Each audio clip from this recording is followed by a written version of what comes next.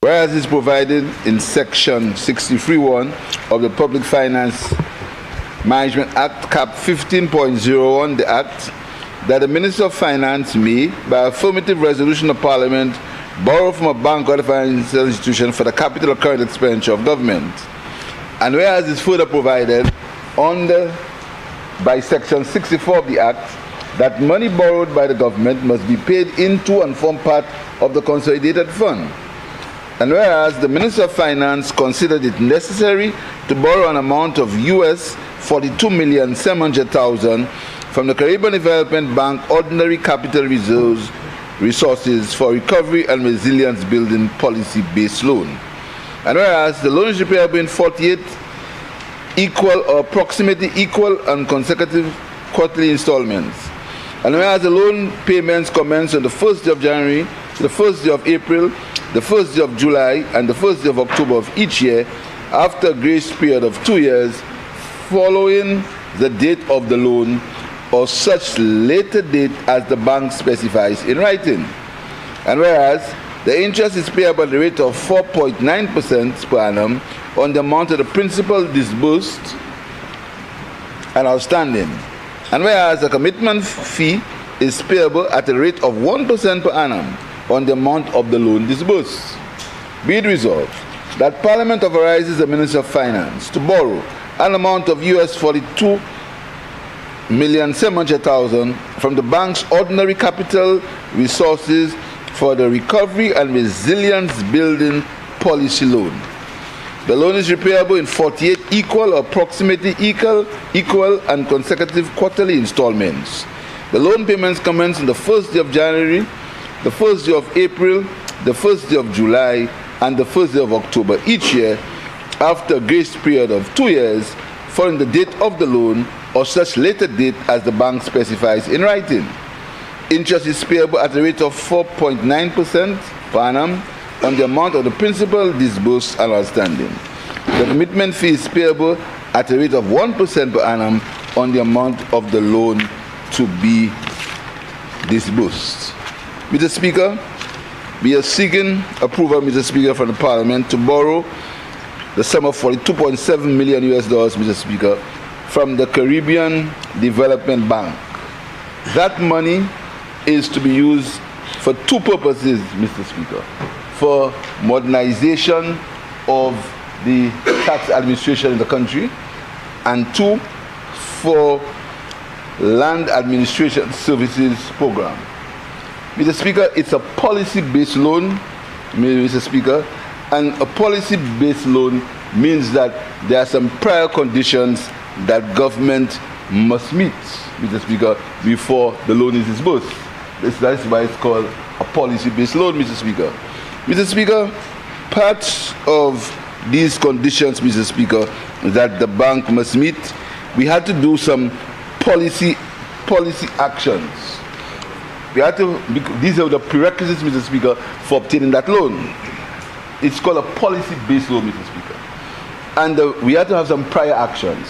The first prior action was, one, to enhance tax revenue and support fiscal stability. What did we do, Mr. Speaker? We introduced the health and security levy at the rate of 2.5% on goods and services, except food items, medicines, selected building materials, medical equipment and security, Mr. Speaker. And whilst we did that, we removed VAT on some building materials. So we put the 2.5% levy, and since we removed VAT on these building materials, Mr. Speaker, there was no 2.5 levy on these goods, Mr. Speaker. Further, Mr. Speaker, we removed VAT on medical equipment. And only last week, a local medical practitioner, last month, opened up modern facilities in Vieux-Fort to save people who can't afford to take a helicopter and go abroad for services in the air, nose and throat. A local specialist, opened a modern equipment, a modern practice in Vieux-Fort, and he did not have to pay the 12.5% VAT, Mr. Speaker. We also increased the excise tax on tobacco products. These were two of the revenue measures that we had. These were called policy action number one, Mr. Speaker. Mr. Speaker, enhancing revenue is necessary. It's the same way the last government put $1.50 on every gallon of petrol that every person, including fishermen, they had to pay $1.50 on every gallon of petrol or diesel purchase. What have we done? We have removed that for the fishermen of St. Lucia, Mr. Speaker. You have removed it, Mr. Speaker. But the last government, even fishermen had to pay that increase in taxation, Mr. Speaker. And that $150, Mr. Speaker, was paid by everybody, all users, minibus drivers, taxi drivers, everyone, Mr. Speaker. But instead, Mr. Speaker, and Mr. Speaker, you know, at that time, in the year 2019-2020, fuel was $13 per gallon. $13 per gallon, Mr. Speaker. And the government at the time, the revenue they got from that fuel, Mr. Speaker, the revenue, at that price, the revenue they collected from that was enhanced the collections at the time. But it was necessary because government needs money to run its services. It was necessary. But the price of fuel at the time it has never been lower during COVID because of low demand. $13 per gallon, Mr. Speaker. That's what it was at the time. Because the price of fuel on the world market was the lowest ever for a long time because of low demand in COVID. And talking about fuel, Mr. Speaker, we continue to subsidize LPG cooking gas, 20 pounds and 22 pound cylinder.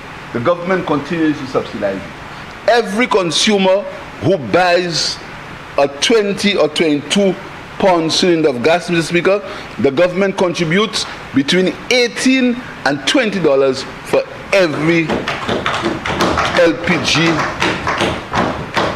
container, Mr. Speaker. Much more than was ever subsidized before in St. Lucia, Mr. Speaker. The second prior policy action, Mr. Speaker, was to unify and enhance legislation related to public debt management. And the government has approved, through its parliament, the Debt Management Act, and approved the annual publication of the medium debt strategy starting in 2023, consistent with the policy framework of the Public Debt Management Act. Mr. Speaker, I want to read that again, Mr. Speaker. Mr. Speaker. This government, instead of taking the shortcut and getting involved in DFCs below the line so that they can't get the scrutiny of the public of St. Lucia, Mr. Speaker, here's what this government did. Unify and enhance legislation related to public debt management. The government has approved through its parliament the Public Debt Management Act and approved the annual publication of the medium-term debt strategy starting in 2023, consistent with the policy framework of the Public Debt Management Act, Mr. Speaker. That means when we borrow, we'll come to the whole parliament and we will come to the parliament and tell parliament the strategy of our borrowing, why and for what purpose, Mr. Speaker. Why and for what purpose, Mr. Speaker. So, in that case, Mr. Speaker, if we had ever borrowed $32 million to repair playing fields, we'd have been able to show the public of St. Lucia how many playing fields were borrowed, how many people were repaired, and where the $42 million was spent, Mr. Speaker. Policy action number 3, Mr. Speaker. The government through its cabinet has approved the public procurement regulations to promote and enforce the new Public Procurement Act. Mr. Speaker, the Public Procurement Act was there, but it needed regulations, and this government we published the regulations, Mr. Speaker. Prior policy action number 4, the government through its cabinet has approved public financial management regulations to promote and enforce the Public Finance Management Act, Mr. Speaker. Again, Mr. Speaker, the last government had to implement a Public Finance Management Act to get a policy-based loan. So this is not new.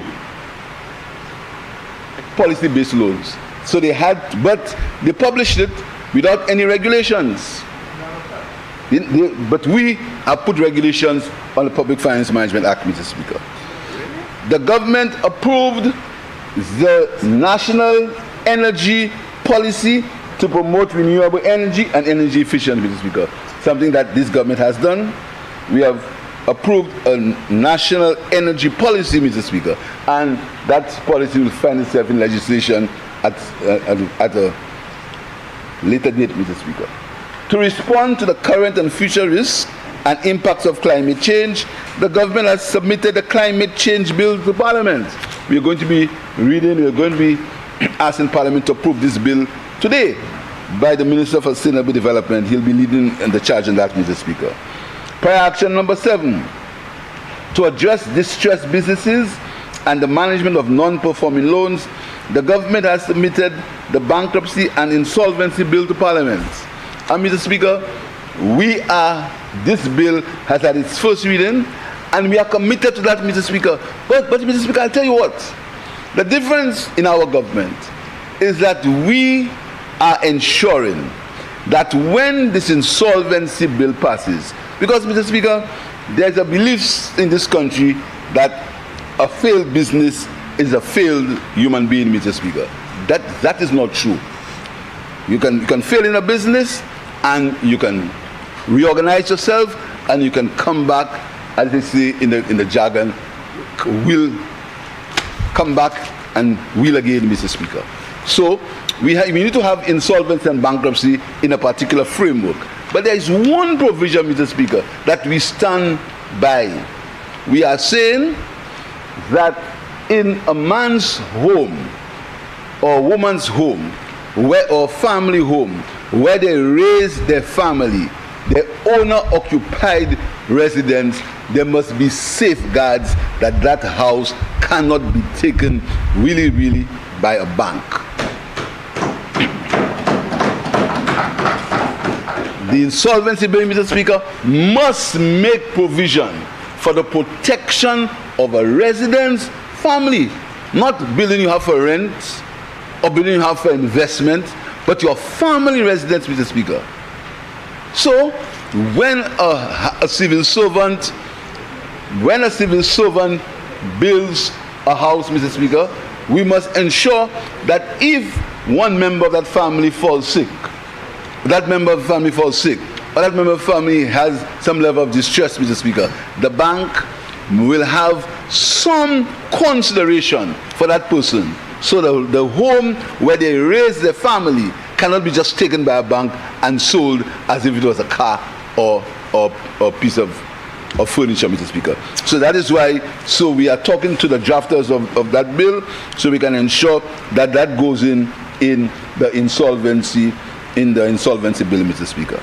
Prior action number 8, to improve medium micro and small businesses, medium businesses access to finance and expand the types of collateral available for MSME, the government approved the Security Interest in Movable Properties Act, aligned with legislative guide on secure transactions.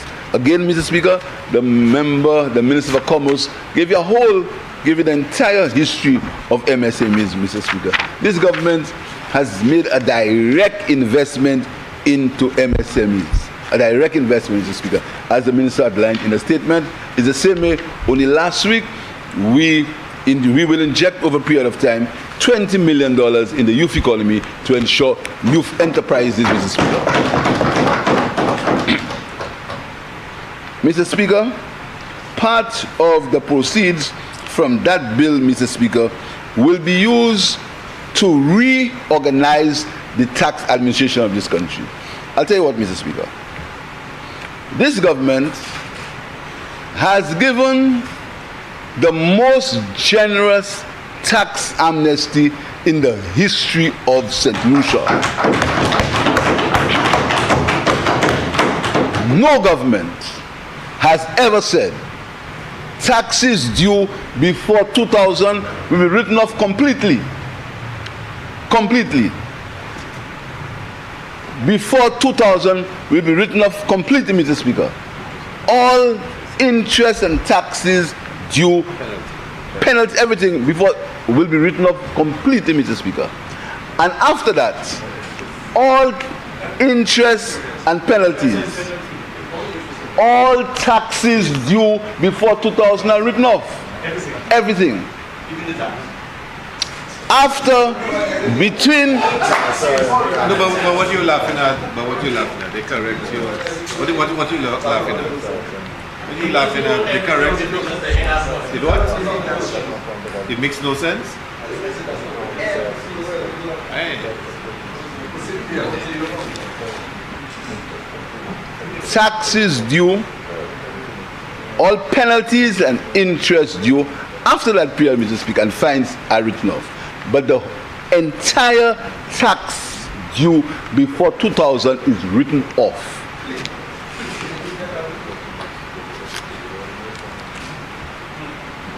Also, Mr. Speaker, VAT. And I want to make a point about VAT, Mr. Speaker. Do you know VAT is money that's collected by business people on behalf of the government to be given back to the government, Mr. Speaker? Every 25th or something sort of month. And then there's a reconciliation, it's done, and then if you owe the government, you give the government, if the government owes you, they pay it back for you, Mr. Speaker. Mr. Speaker, some people have collected that VAT and they have not given it back to the government. They've not. So what we've done, Mr. Speaker, is to have a clean slate, because you know, when we come and talk about balance sheets and enhancing balance sheets of government and playing that they can use words people don't understand, and using these words can influence people, make you believe that you know something other people don't know. Very simple, Mr. Speaker. When a balance sheet is prepared, there is something called, there are two issues on the balance sheet. There's a provision for tax and there's a tax liability. The tax liability is on the income statement and the provision of tax is on the balance sheet. What happens, Mr. Speaker? That the tax for the year, less payments, is shown on the balance sheet, and the actual tax for the coming year or for the year in question is shown on the income statement. So what happens on a balance sheet is that if there are fines and taxes, these are shown on the balance sheet as a credit in the liability section of the balance sheet. So your balance sheet will show that you have liabilities or penalties, fines and interest, plus the tax that you owe on the balance sheet. And the tax for the year in question is shown on income statement. What that means is, if you have an audit, your auditor will say to you, you have a tax liability. If you don't have an audit, it will just be there. It will cause provision for income tax. Sometimes it's so big that in certain enterprises, it's called a prior tax liability. So it can be shown as a significant factor on your balance sheet, because when a creditor or when a bank or when a financial institution wants to lend you money, they look at how much money you owe the government in terms of taxes, because the government has a first charge if anything goes wrong, Mr. Speaker. So we said, to strengthen these balance sheets, Mr. Speaker, we've written off all the fines, all the penalties, and all the interest on these taxes. So we're saying to the firm, to the business, pay me only what you owe me. And the fines and the penalties will waive it for you.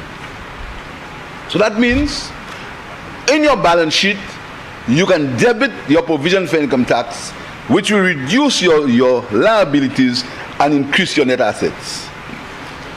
That's what we did, Mr. Speaker.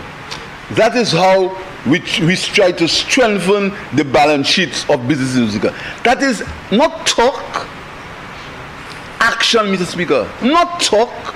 Not just get them and say things that sound good and think that will never happen, but you say it happen. But just because you say it happen and it sounds good, it will happen. Real, tangible things that will affect the balance sheets of businesses, Mr. Speaker. That's what we did. So, this government's record on tax No government, and I said that in fear of favor, no government can beat our record on tax amnesties for the people of St. Lucia. No government. No government has helped businesses more as far as tax is concerned. No government. None at all. None at all, Mr. Speaker. Mr. Speaker, I want to put it on the record for the young people in St. Lucia. Do you know there was a time when you could not leave St. Lucia without a tax clearance? But when you hear them talking, and you know, Mr. Speaker, the more you catch them not speaking the truth, is the more they double back on not speaking the truth. And the more they try to convince themselves that they're speaking the truth, Mr. Speaker. We were the ones who removed that provision from the laws of from the practical workings in St. Lucia. It was Kenny Anthony. Oh, you remember that? You remember that, eh? But you won't tell them. That's why when they say you build a bridge, you should say it's not me. You must not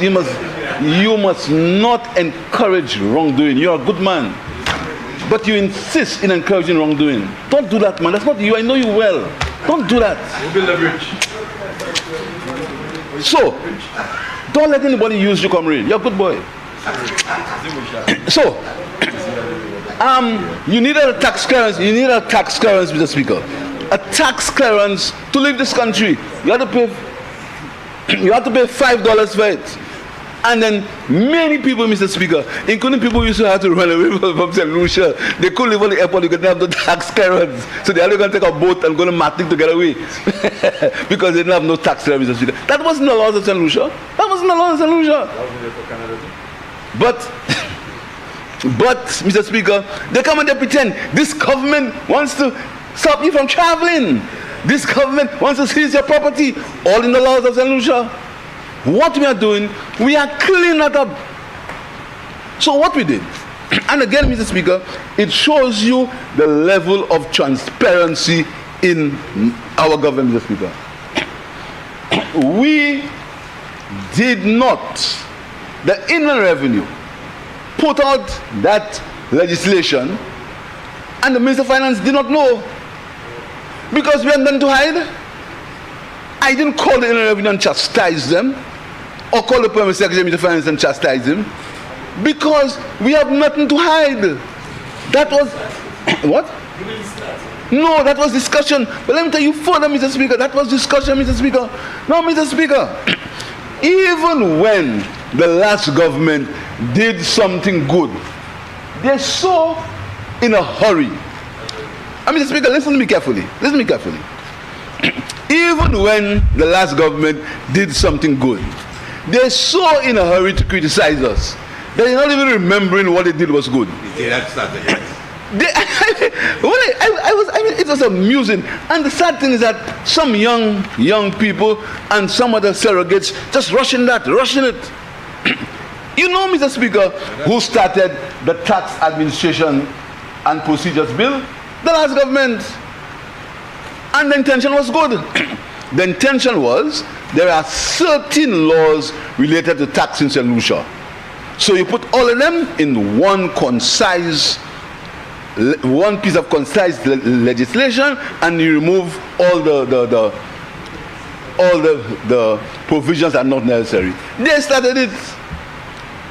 You know, it amuses me, Mr. Speaker. So instead of saying that that's a good thing, let's join in cleaning it up for the whole country to benefit from it. They attack it, they criticize it because it is a chance now to attack Philip J. Pierre, attack him, this, that, blah, blah, blah, blah. Something they started, you know. It really, remember what shows that? Remember that, of course. You remember the cabinet memo, October something, when you instructed the Ministry of Finance to put all these certain laws together. Huh? But that was never prepared. The elections came, you lost. So the draft came out after, but we didn't approve the draft. The draft was not approved.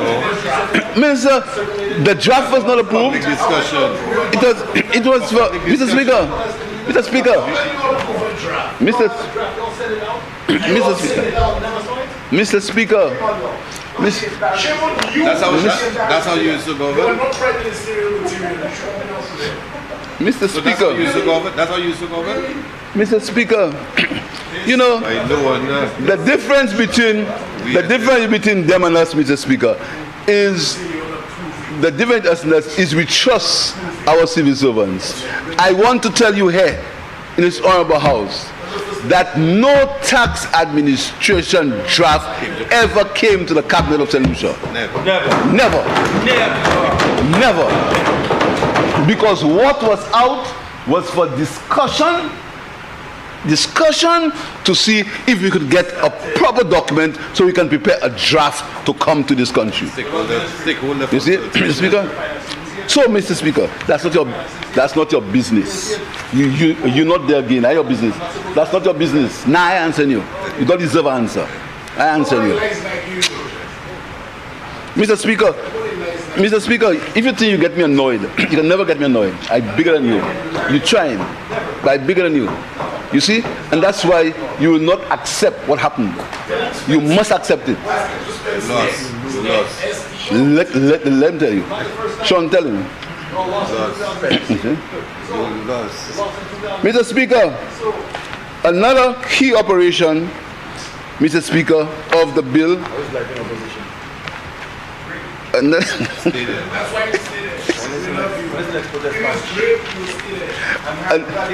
Another one, Mr. Speaker. Mr. Speaker, another. We'll also use, Mr. Speaker, that money, Mr. Speaker, that loan, for what we call land administration services, Mr. Speaker. Mr. Speaker, members, members, there is something that we must do as a country. We must own up, one, to our debt, and we must own up to when we make a mistake, Mr. Speaker. And we must try to do better the next time. Government I was part of, and governments before, they have acquired people's land and have not paid them.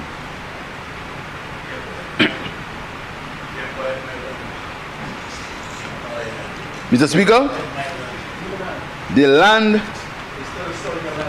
Administration Act, Mr. Speaker, seeks to clear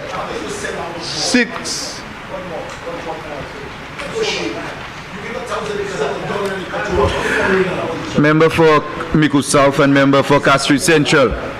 Member for Miku South and member for Castries Central. Now I've allowed your members. Member for Castries Central. Member for Castries Central. The Speaker is up with you. Prime Minister. Member for Castries Central. And member for Miku South. I've allowed you the latitude to be able to do the cross talk. However, we're dealing with the business of the House. Please allow the Prime Minister to continue with his presentation. Go ahead, Prime Minister. Mr. Speaker, that's what he encourages. Not his fault. He encourages. That's what he encourages, Mr. Speaker. That's what he encourages. So, Mr. Speaker, what we're doing is that we're trying, if we can, Mr. Speaker, if we can cause some order, Mr. Speaker, in the administration of land services, in terms of so you can put some order in land acquisition in this country, Mr. Speaker. So we've taken the bold step to borrow money, Mr. Speaker, because we know that people need compensation. So it's something that will be part of an entire program that will be done by the Ministry of Physical Development, so we see if we can limit that liability that the government owes to the people of St. Lucia, Mr. Speaker.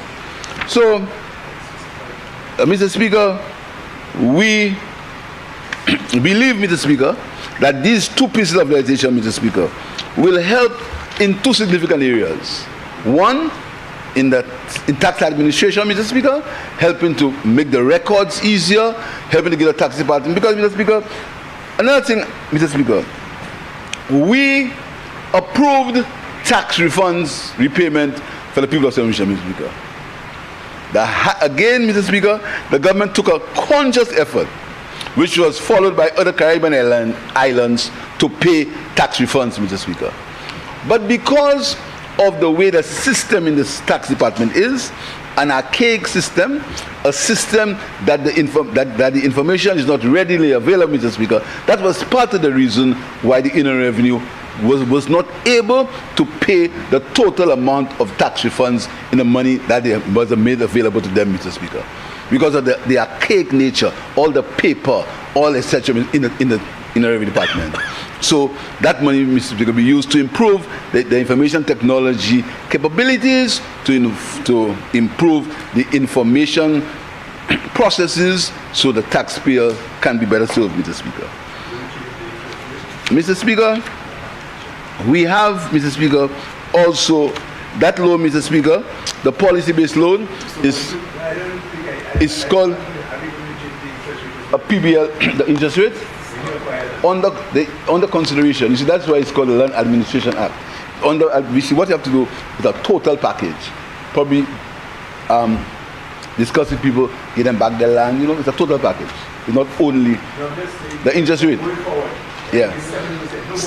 Something that can be considered. Yeah. That's a good idea. So we can consider it because it's statutory interest, right? Something that can be considered. Yeah. That can be considered. Yeah. Well, I told him already. I just told you that the member for Choiseul is a good man. You're a good man, just bad company. I just told you that. Leave him alone. No, you're a good man, just bad company. Good man, just bad company. Mr. Speaker, the rate of interest on that loan is 4.9%, Mr. Speaker. And Mr. Speaker, and as the point that the minister made, the member for Choiseul made, Mr. Speaker, as compared to 6% that we pay on acquisition. So it's 4.9%, so we have to deal with that discrepancy, Mr. So, Mr. Speaker, I think